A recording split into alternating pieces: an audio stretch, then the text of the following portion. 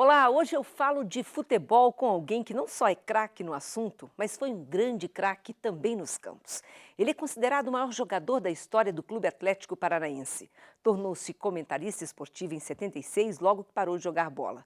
Hoje eu converso com o Barcímio Sicupira Júnior. Grande Sicupira, um prazer falar com você. Posso falar você, né? Claro. Ué, você vai dizer senhor? Não quero, Ah, mas... eu também não. Então a gente pode começar explicando de onde vem esse Barcímio, que é difícil até de pronunciar, e É. o Sicupira também já é diferente, porque o que a gente conhece mais é Sucupira, né? Não, mas é bom quando eu recebo um telefonema dessas empresas. O senhor que é o seu Barcimiro? Seu Barcúrio? O senhor é tudo, Mas a culpa sabe? não é das empresas. Não, a culpa é do meu avô, que tacou no meu pai. Ah, Ele tinha alguns filhos, um chamava Benigno, outro chamava João, simplesmente, outro José, e o meu avô, o meu pai, o meu avô João resolveu colocar Barcímio do meu. Eles vêm de Recife, sabe? bacana. Eu e meu irmão já procuramos saber, que quisemos montar uma árvore genealógica, mas chegou lá, enroscou. Aí, como diz o Galvão, nada caminha sozinho, né? O meu pai, com o Barcímio dele, tacou em mim também. E não parou por aqui. Não parou porque daí nasceu o meu filho. E começaram Guilherme e Gustavo, eu digo, que nada, vai ser Nada a ver, Barcímio vai de ser... novo. Olha, E ele jura que o filho que ele tiver vai ser Barcímio também. Eu digo, nossa, aí já é... Não merece, né? Coitado do guri, nem nasceu, já é sério, Barcímio. muito bom isso. Sicupira, vamos lá então no seu histórico. Você, artilheiro eterno do Atlético, você jogou com os grandes craques do futebol Joguei, brasileiro, né? Vamos falar um joguei. pouquinho daquela época de ouro Eu do nosso tive futebol. muita sorte de ter... Eu tive sorte por um lado e azar pelo outro. Eu tive sorte de ter convivido com esse pessoal, ter nascido nesta época. E tive azar porque nasci nessa época. Porque se eu tivesse nascido 20 anos mais tarde, eu seria milionário hoje. Seguramente eu teria ido para fora, aí teria ganho muito mais dinheiro, né? Era outro momento do futebol, Ah, sim. exatamente isso que eu queria que a gente Nós comentasse um estávamos pouquinho. exatamente começando, criando raízes para o futebol de hoje. Eu sou do tempo que você treinava de manhã, aí quando voltava para treinar de tarde, as toalhas estavam molhadas, não tinha toalha para você tomar banho de tarde, aí não tinha treino. A meia tinha um buraco, você tinha que pegar esparadrapo por ali, porque só tinha aquele jogo de meia.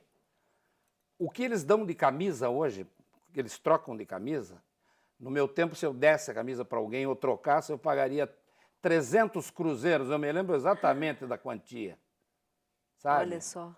Então, Mas, ao mesmo tempo, o pessoal tinha um amor naquilo tudo, que assim, foi o tempo dos grandes craques, como eu falei aqui há sim. pouco. Garrincha, Rivelino, enfim, com todo esse pessoal que você jogou. Era um futebol mais solto, um Zagallo, né, futebol jogou mais com Zagallo. boêmio, sabe? Um futebol mais, eu não sei, menos profissional do que é hoje. Hoje, o cara que beija a camisa está arriscado a pegar sapinho, porque ele dali um mês ele está num outro time e vai beijar outra camisa. Então não existe o time de coração.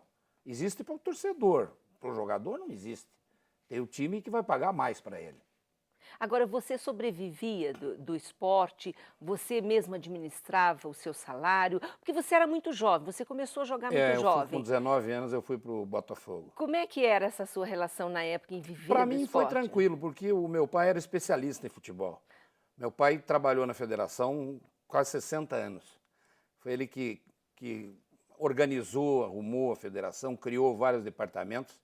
E naquele tempo tinha o contrato de gaveta, que Sim. você assinava e eles guardavam e davam entrada quando eles quisessem. Hoje não. O 9 não pode entrar antes do 8. Tem que ter uma sequência. Então o meu pai disse, você não me assine nada. O que derem para assinar, diga que você vai levar para mim dar uma estudada. E aí eu nunca assinei o tal do contrato de gaveta. Joguei no juvenil, passei para o aspirante. No aspirante comecei a aparecer, joguei no profissional e apareci muito. Quando veio o Botafogo. Eu fui no Botafogo fazer teste. Sim. Você imagine, quando a gente andava de avião naquele tempo, saía na coluna social. Ia pegar um avião da Cruzeiro do Sul e fui para o Rio de Janeiro. Chegou lá, o meu passe não foi negociado, porque o passe era meu. O contrato que eu tinha aqui no Ferroviário era assim, ao término deste, o atleta terá os seus direitos federativos. Será dele o passe. Então eu peguei o meu passe e vendi para o Botafogo. O meu carro tem a placa 64, que foi o ano que eu fiquei milionário. Opa, Eu vendi o meu passe passe por 5 milhões de cruzeiros para o Botafogo. 5 milhões de cruzeiros seria o quê? Uns 800 conto hoje? Mais ou menos, né? Sim. Mas já é um 800, Opa, né? legal. Daí para frente, eu fui administrando, fui muito novo, mas vivia só do bicho. Botafogo pagava bichos altíssimos. Sim. E o salário eu mocosava, né? Ficava guardado. Sempre fui muito seguro, sabe? Pão duro, seguro, não, pão duro não. organizado. Dinheiro é duro de gastar. Eu gastava do jeito que melhor eu quisesse. Sim. Por exemplo, roupa. Eu era fissurado por roupa. Eu combinava tudo. Aí outro dia me disseram, Você era você foi o bonitão, primeiro né, Sicupira? jogador... Vamos falar aqui entre nós agora, tá? Tô imaginando você falando que gastava com roupa aí. Você era todo galã, né? Todo bonitão. O pessoal brinca comigo, diz que eu fui o primeiro jogador metrosexual da história. Porque eu combinava, sabe, meia com não sei o quê, a cinta com sapato, minhas roupas eu mandava fazer. Isso enquanto você é jovem, que você, né, tem alguns interesses, Não, muito daqui bom. a pouco eu quero saber que interesses são esses. A gente preparou algumas reportagens sobre você, sua carreira. Vamos acompanhar a primeira delas para a gente continuar depois dessa conversa. Grande ídolo do Atlético Paranaense, Barcímio Sicupira Júnior nasceu na Lapa. Começou a carreira no extinto Clube Ferroviário, de onde saiu para brilhar no carioca Botafogo e depois no time com o mesmo nome, de Ribeirão Preto. 4 anos mais tarde, voltava ao Paraná, mas desta vez para defender o rubro-negro e ser artilheiro de gols inesquecíveis.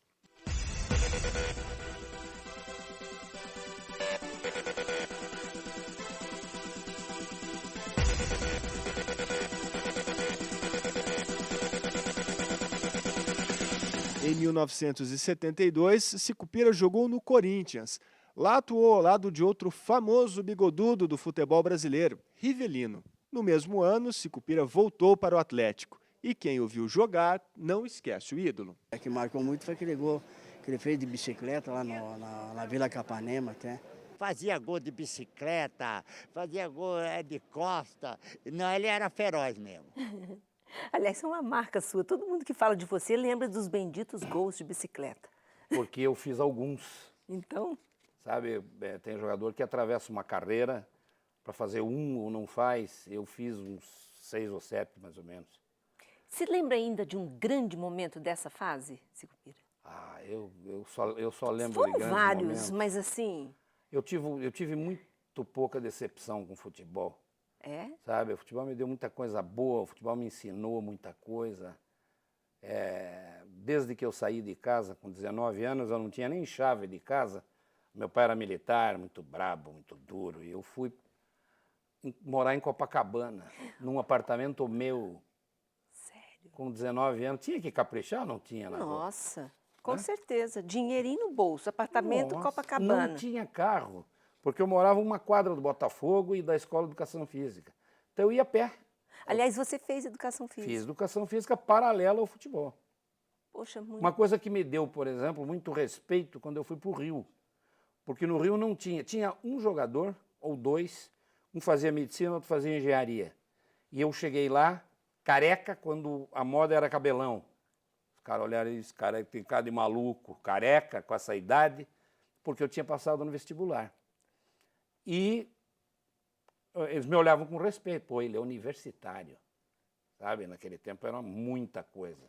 Então, futebol eu nunca saí brigado de clube nenhum, eu saí por livre e espontânea vontade, fui, voltei e tenho amigos em todos os lugares. Bom, daqui a pouco a gente vai explicar um pouco mais sobre isso, quando ele fala que tem amigos em todos os lugares, os grandes craques com quem ele já jogou. Nós vamos fazer um breve intervalo e já voltamos conversando com o grande craque Sicupira.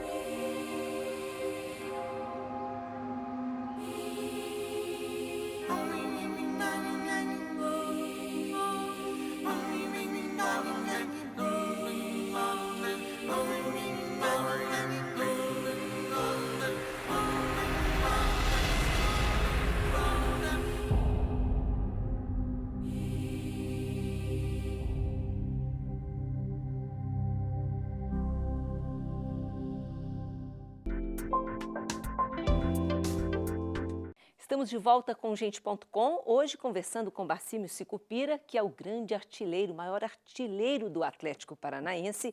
E há pouco a gente estava falando da sua época no Botafogo, a gente tem algumas informações também, a nossa equipe preparou vários vídeos para a gente conversar durante o programa de hoje. Vamos ver mais um.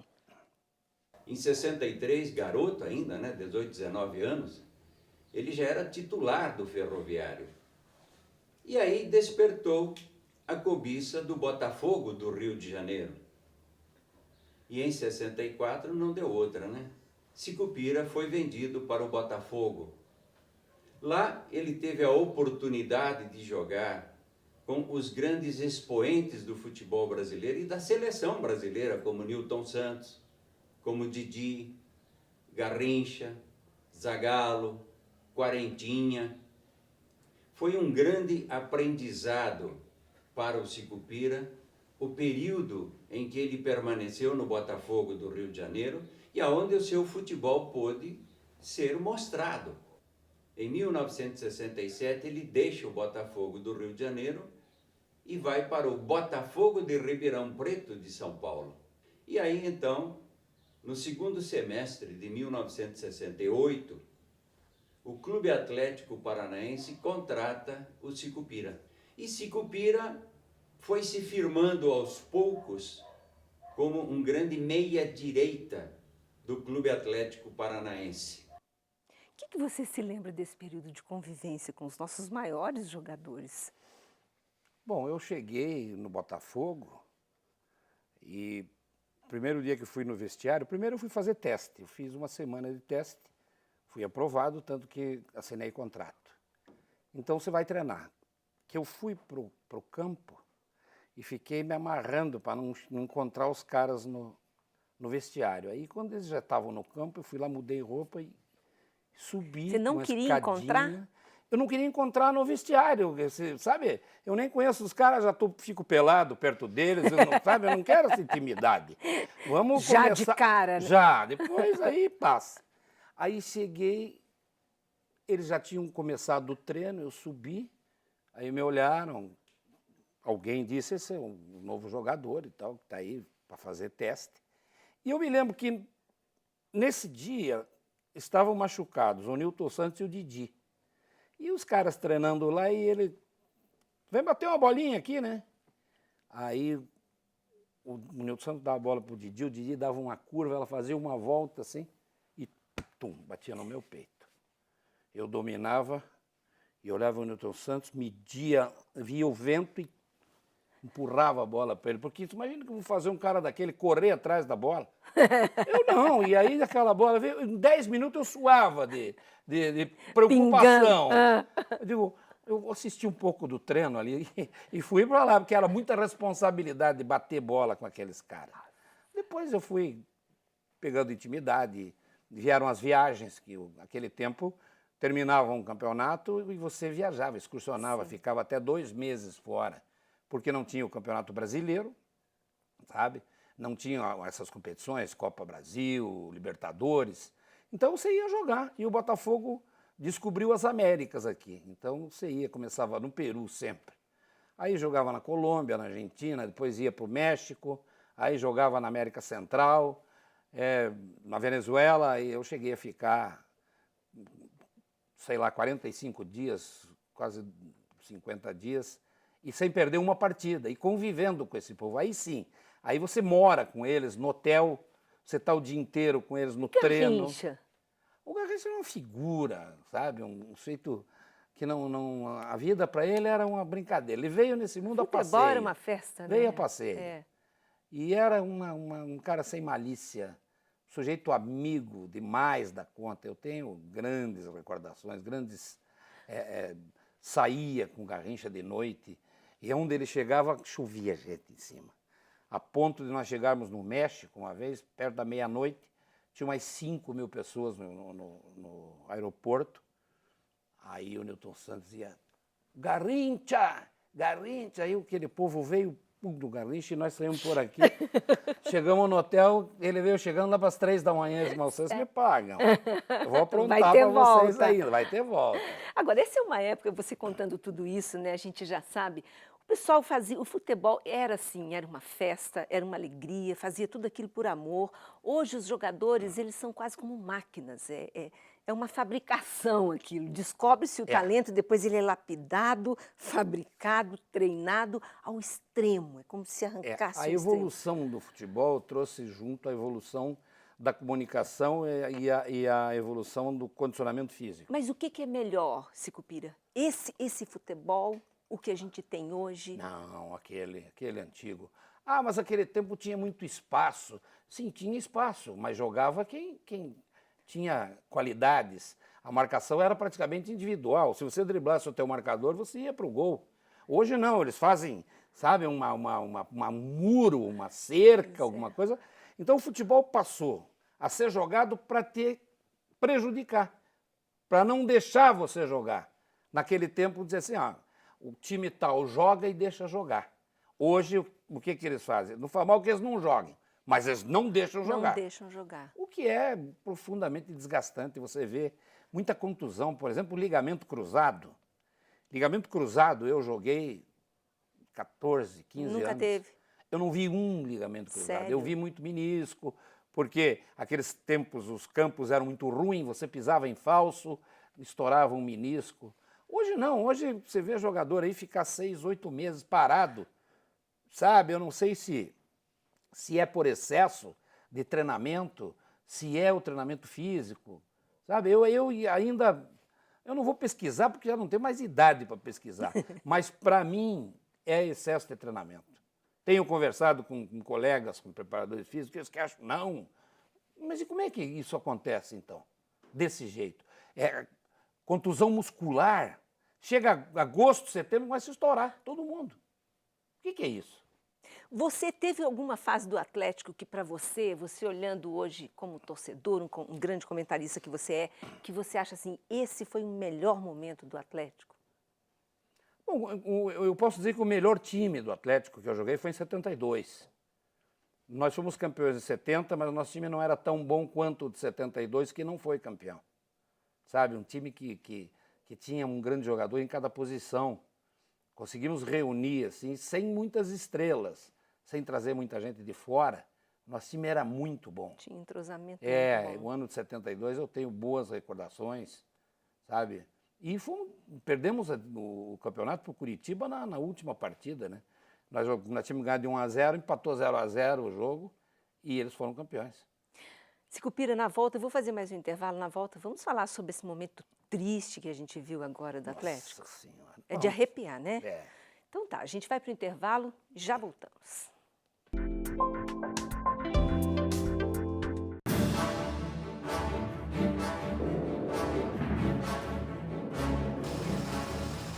Nós trabalhamos para levar energia para você. Estamos acima do solo, embaixo d'água, dentro da noite contra o mau tempo. Trabalhamos com tecnologia, com rapidez, com determinação e vontade de levar sempre o melhor à cidade e ao campo. Antes das tempestades chegarem, nós estamos prontos para ir para a rua, para o campo, apostos para atender você e sua família. Não tem tempo ruim pra gente. Não tem longe, alto ou difícil demais. Pois o nosso trabalho é garantir a energia dos paranaenses. E isso nos dá um imenso orgulho, pois estamos fazendo o maior investimento da história da Copel. Governo do Estado, o Paraná em ação. Copel, por energia. Voltamos ao Gente.com, conversando hoje com o grande artilheiro do Atlético Paranaense, Sicupira. Aliás, a gente gravou também com o professor Heriberto falando sobre a forma como você jogava. Vamos ver sua característica como jogador. Sicupira era um jogador que participava muito do jogo, buscava as jogadas, fazia triangulações e estava sempre bem colocado para chutar em gol. E graças a essas características, por poder também chutar tanto com a esquerda quanto com a direita, bom cabeceador, bom cobrador de pênalti, Sicupira tornou-se um artilheiro.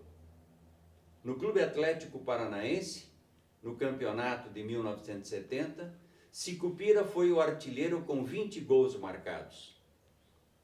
No campeonato de 1972, Sicupira volta a ser artilheiro com 29 gols marcados. Então essa foi a marca do Sicupira. E ele acabou de 68 até 1975, quando encerrou a sua carreira, sendo o maior artilheiro da história do Clube Atlético Paranaense, com 156 gols marcados. 156 gols, quer dizer, é uma história que vai ficar para sempre no Atlético. E até por causa disso, eu imagino que você deva ter passado momentos muito difíceis também, acompanhando depois a trajetória do Atlético, tudo o que aconteceu com o time, momentos bons, momentos dificílimos. Esse ano tivemos também, e agora acabamos tendo essas cenas terríveis da violência em campo, né, Sicupira? Bem, Mira, eu me desliguei praticamente do futebol, do torcedor. Hoje eu sou um profissional de futebol que comento futebol e procuro comentar com a maior isenção de ânimos possível, sabe?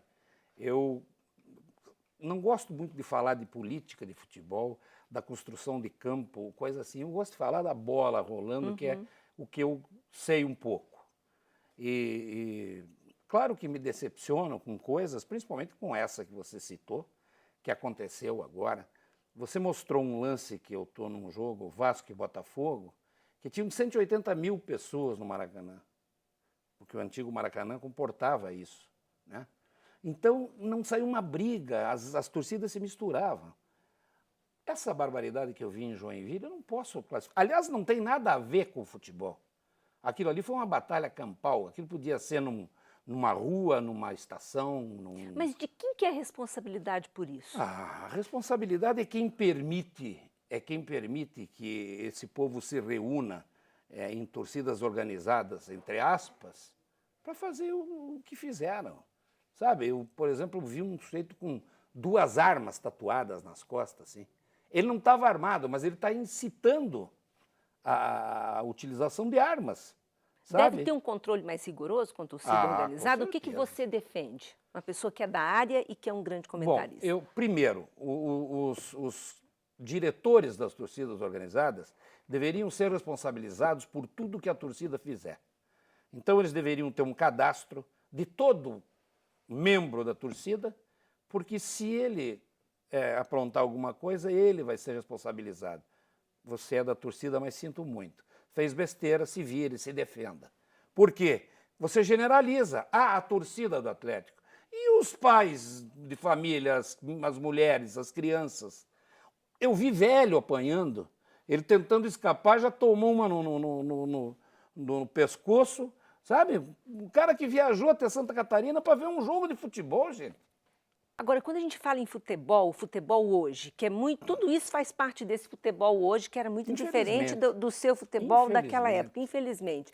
Quer dizer, todo o dinheiro que em torno do futebol, jogadores que sem estrutura emocional, de repente ficam milionários, todas as cenas que a gente vê no Brasil, dos meninos despreparados para essa mudança, naquela época já acontecia isso também um pouco com sucesso, mas não porque tinha dinheiro, porque tinha muito sucesso, como aconteceu com Garrincha, né? É isso. Uma desestrutura emocional. Agora, hoje há muitas distorções. E aí eu pergunto, será que, por exemplo, o fato do Brasil vai realizar a Copa do Mundo, a gente está preparado para isso? Bom, você tocou num ponto muito importante, que é o dinheiro. Hoje, o futebol passou a ser um comércio, um mercado muito vantajoso para aquele para o investidor, sabe, que termina no cara que vai torcer e que compra o ingresso. Então, o que eles fazem aqui para ganhar dinheiro não tem nada a ver com aquele que vai no campo para ver jogo de futebol, sabe? Então, eles passam por cima de todas as regras, de todas as normas, para que o time ou a empresa dele ganhe dinheiro. Os grandes times hoje são os maiores devedores. Tem gente que deve milhões, que chega quase a bilhão. Felizmente, o Atlético é um dos times que está zerado ou tem dinheiro em caixa e está construindo um campo. Eu acho que isso eles estão tentando dar um conforto para o torcedor que se associa e vai ter o prazer de ir na sua cadeira no campo de futebol. No domingo, uma coisa tão boa de fazer. Agora, a que preço? Né? Que um monte de gente ganha uma porção de dinheiro, que tem corrupto na federação, não aqui, mas nas federações, na confederação, na FIFA, já foi comprovado, sabe, a participação do Ricardo Teixeira, inclusive. E aí, o homem mora fora do Brasil, usufruindo de tudo aquilo que aconteceu, e os caras estão com o pincel na mão aqui. Sabe? Eu acho profundamente injusto. Você acha que a gente está indo numa boa condição para essa Copa? Eu digo de disputar. Eu fui 4 Copas do Mundo, Mira. Sabe? A Copa do Mundo é um carnaval com bola. Você não queira saber o que era, por exemplo, numa Praça Marienplatz, em Munique, no intervalo dos jogos. Aquele povo com a sua bandeira, com a sua camisa, todo mundo confraternizando, um falando polonês, outro falando português, mas bater um copo e tomar um gole de cerveja, todo mundo sabe. E aí você conhece gente, você vê espetáculos, você vê Lindo, né? todo mundo misturado. Para mim isso é o verdadeiro futebol, tinha que ser assim. Aí nós trazemos uma Copa para cá, porque muita gente diz, Copa para gastar dinheiro, porque o pessoal, isso vai para o bolso de muita gente. Você não queira saber o que uma Copa vai trazer de turista, que gente que não imagina o que é o Brasil, e que vai voltar aqui um dia, porque vai ver o Rio de Janeiro, vai ver a mulher brasileira, porque vem tudo atrás, né? Sim, o nosso Tudo país interessa, lindo, né? claro. O nosso país, eles têm uma visão errada. Não, do então a Brasil. gente tem que se preparar para isso. Todo mundo tem que se preparar para isso. Para ver aí o cara que vem da Escócia, que vem do México, que vem da Espanha, que vem da Alemanha. Sabe? É uma festa total. No Brasil não vai dar para a gente ver muito, porque ele é muito grande. Mas na Alemanha, por exemplo, a concentração era em Munique. Na África do Sul, a concentração era em Joanesburgo. Todo mundo convivendo. Então, gente, isso é progresso. Mas você acha que a gente está em condições de disputar essa Copa? A nossa chave é relativamente tranquila. Não, a chave é tranquila. A próxima fase é que já é... Mas se você entra numa Copa do Mundo para ganhar o campeonato, você tem que enfrentar todo mundo. Qualquer adversário é adversário. E foi assim, o Brasil é pentacampeão e nunca ganhou um título em casa. Foi ganhar na casa dos outros. Então, como nós já deixamos o Uruguai em 50 ganhar uma Copa que eles entraram em campo para perder de pouco e acabaram ganhando, nós temos que manter o nosso serviço. Opa, aqui é minha casa, meu. Aqui é devagar. Você falou no início, antes da gente começar a gravar esse programa, que tinha uma história do Gerson. Você não sai daqui sem contar essa sim, história. A história do Gerson é uma coisa que me deixou muito satisfeito, muito orgulhoso, porque eu fazia muito tempo que não vi o Gerson. Mas, através da CNT, participei de um programa com ele no Rio de Janeiro. Isso depois de ter parado de jogar, cada um foi para o seu lado. E nos encontramos. E o Gerson me deu uma bronca, porque eu estava separado. Você sempre foi um vagabundo mesmo. Que eu sabia que isso ia acontecer. Sim, senhor, tá bom. E o Gerson perdeu uma filha num desastre. E aí eu encontrei com ele quarta-feira do jogo do Atlético e Flamengo. Nos abraçamos, ele foi me procurar aonde eu estava, assim no meio de todas as rádios e televisão e tal, e me deu um abraço e nós ficamos abraçados, assim, conversando, e ele perguntou da minha família, dos netos, como é que estão, e eu perguntei da família dele, ele disse, minha mulher está meio triste porque a morte da minha filha foi mais ou menos nessa época, e aí ela se emociona, subiu a pressão e tal, mas está tudo bem e tal. E aí ele disse, cara, você não sabe a saudade que eu tenho de você, porque você não foi um companheiro de time. Você foi um amigo, um cara de uma convivência fácil, que eu sinto falta, sabe? Na verdade, eu amo você, ele disse aquilo com o microfone. Sabe, Sério? isso para mim, eu não quero ganhar na loteria nem nada, para mim basta. Já valeu a pena. Basta, valeu a pena, porque foi o Gerson que falou. Muito bom. Você imaginou? Puxa vida. Então eu vou terminar esse programa dizendo parabéns por essa declaração do Gerson. Muito Não bem. é qualquer um que tem. E eu tenho isso gravado, sabe? Para provar.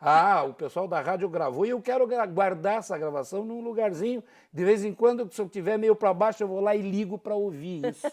Porque, puxa, quanto tempo se passou, nós jogamos há 40 e tantos anos atrás, e você sabe que o cara te considera, Que se bacana. lembra de você. Puxa vida, Como você eu disse, sou então. um sujeito, sabe, bafejado pela sorte e por tudo. Prazer enorme receber você Muito aqui. obrigado. Foi Sempre- muito bom falar com Sempre que você quiser, eu estou à disposição. Obrigada, Sicupira. Então, bom falar sobre a vida passada, das coisas boas, E né? o que a gente gosta, né? E o Gente.com está terminando. Até o próximo programa.